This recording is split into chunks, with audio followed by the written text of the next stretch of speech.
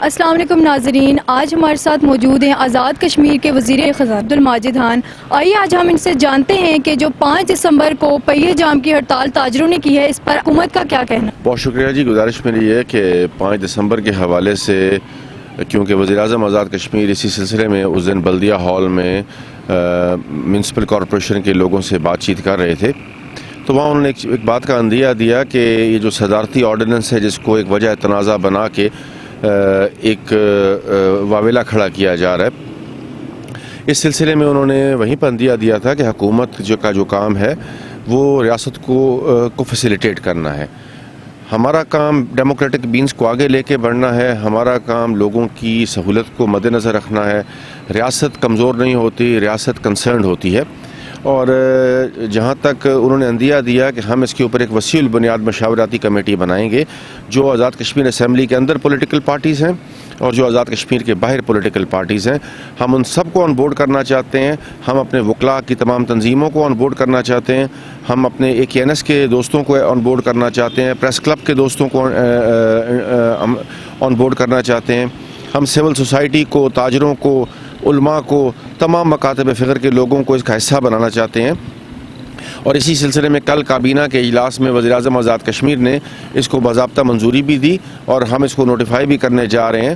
اور اب ہم نے یہ چیز ان تمام لوگوں پر چھوڑ دی ہے کہ وہ اس کے اوپر اپنا کنسنسس ڈیولپ کریں۔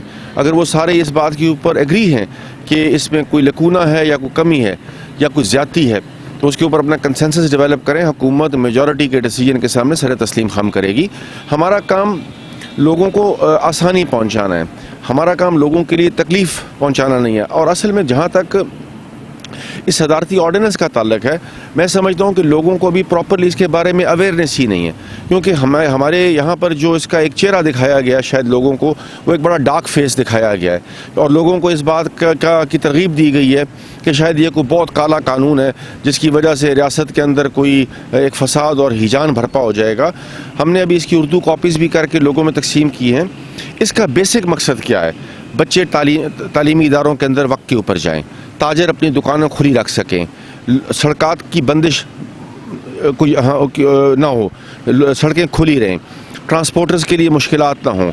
اگر کسی نے احتجاج کرنا ہے تو اس کے لیے ایک سسٹم ہم نے بنا دیا ہے کہ وہ ڈپٹی کمشنر کو ایک اپلیکیشن دیں، اور اس کے مطابق وہ اپنے احتجاج کے لیے ان سے اجازت نامہ لیں اور احتجاج اپنا کریں۔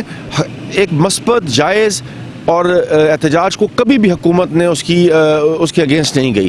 تو میں سمجھتا ہوں کہ صرف لوگوں کو ہمیں یہ باور کرانا ہے کہ یہ جس آرڈیننس کے بارے میں ایک واویلا کیا جا رہا ہے، شاید یہ اتنا ہاربل آرڈیننس نہیں ہے۔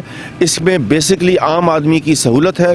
ایک غریب آدمی کے لیے ہم نے اس میں ایک کشن رکھا ہے، جب کوئی بیمار ہو، سڑک بند ہو اور اسپتال نہ پہنچ سکے تو ہم نے ان کو یہ فیسلٹی دی ہے، تاجر اپنی دکان کھول سکے، اپنے روزگار زندگی کو چلا سکے، مزدور اپنے دن کی مزدوری کر سکے، بچے اسکولوں میں جا سکیں، معمولات زندگی متاثر نہ ہو۔ تو بیسکلی ہم نے اس کو انشور کرنے کے لیے یہ ایک چیز لائی تھی۔ اب اس کے اوپر یہ کمیٹی جو ہے اپنا فیصلہ کرے گی، اور اگر وہ فیصلہ پازیٹیو کرتی ہے تو ہم اس کو دیکھیں گے، اور اگر اس کے اگینسٹ جاتی ہے تب بھی ہم اس کو دیکھیں گے۔